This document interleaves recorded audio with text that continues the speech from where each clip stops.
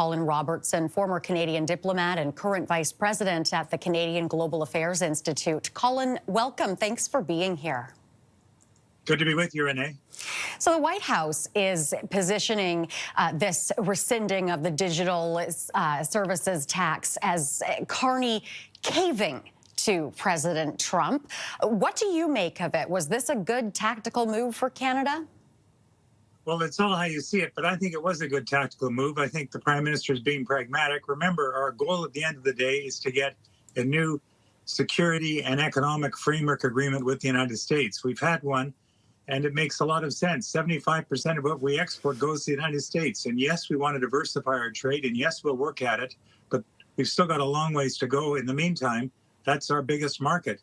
And so to preserve that access, especially that privileged access that we've had since the free trade agreement going back to 1987, 88, is something that is what the Prime Minister, I think, has in mind, and that's what we should be aiming for. Where does this put Canada in terms of negotiations and at the bargaining table? Well, the good news is we're back at the bargaining table. I don't think we'll reach a deal by July 21st, although it is possible. These things usually stretch on, but you can't get to a deal unless you're negotiating. And we've effectively been negotiating now for the last month. So as your picture shows, when the Prime Minister was with the President at the Oval Office, since then, Dominic LeBlanc and the team, our ambassador, Kirsten Hillman, have been negotiating with their counterparts on the American side. And that's what we have to do. But it is a big, complicated relationship, and there's a lot at stake, including things like the digital services tax, which is probably something we were going to have to scrap anyways, because it was very much in the sights of the Americans.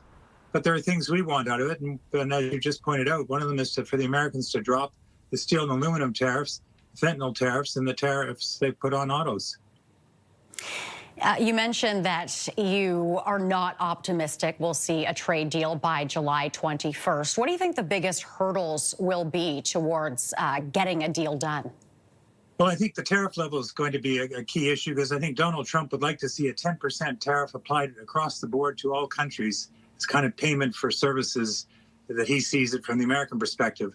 But we would prefer the preferred relationship we've had, which there's no tariffs. We have a lot of supporters in the United States, including in the steel and aluminum industry, people who buy our steel and aluminum. So we're not playing, despite what Mr. Trump says, we actually have cards in our deck. And I think the Prime Minister is playing them fairly shrewdly. As they say, the digital services tax was something that was, once they seized upon, we were probably going to have to give on anyways. And if it gets us back to the bargaining table and it gets us closer to an agreement, that's probably in our interest.